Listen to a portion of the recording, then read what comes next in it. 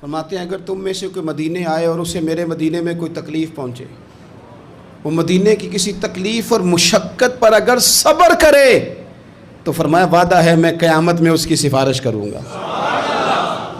اتنا کچھ دے کے عطا کر کے نواز کے، خود بھیک دے خود ہی کہے منگتے کا بھلا ہو، اتنا دے کے نا، اتنا عطا کر کے پھر بھی فرماتے ہیں او میرے شہر میں آنے والوں،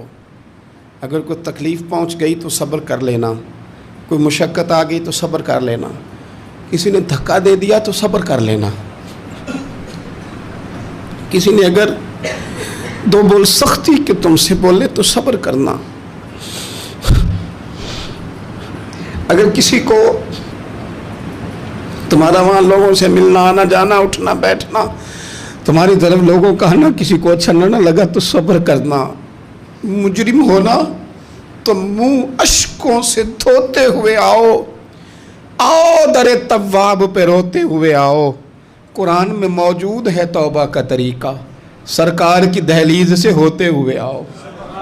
آؤ حاجیو آؤ، شہنشاہ کا روضہ دیکھو، کعبہ تو دیکھ چکے ہو، اب کعبے کا بھی کعبہ دیکھو۔ پھر حضور فرمانے لگے مدینے میں رہو،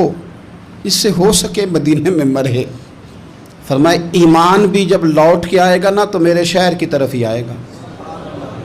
جب دنیا میں فتنے ہوں گے، فسادات ہوں گے، جب لوگ دین سے دور ہوں گے، دنیا میں کفر نفاق فسادات غلبہ کریں گے، تو حضور فرماتے ہیں جس طرح سانپ اپنی بل میں پناہ لیتا ہے اس طرح ایمان میرے مدینے میں سمٹ کر آ جائے،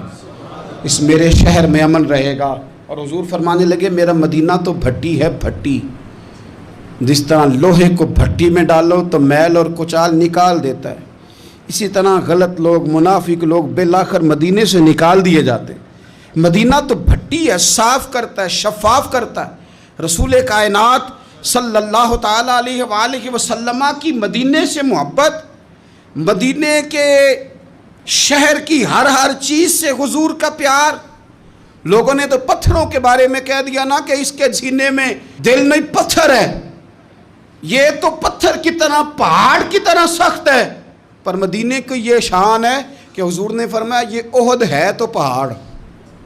پر کریم محبوب فرماتے ہیں یہ مجھ سے محبت کرتا ہے میں اس سے محبت کرتا ہوں۔ مدینے کے پتھر اور پہاڑ بھی رسول کریم سے پیار کرتے ہیں۔